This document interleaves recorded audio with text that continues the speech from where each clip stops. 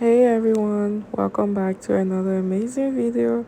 This is your girl on the Roberts International Airport Road here in Monrovia, Liberia, and this is the current development when it comes to the road construction projects on the main highway in our country. So if you haven't subscribed to the channel, kindly do so. This is around the Vice President current house. Um which is after the Boston area.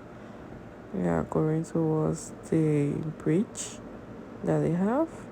So I'll be riding with you guys all the way, showing you some of the latest development on this road. So kindly subscribe, guys, and let's go.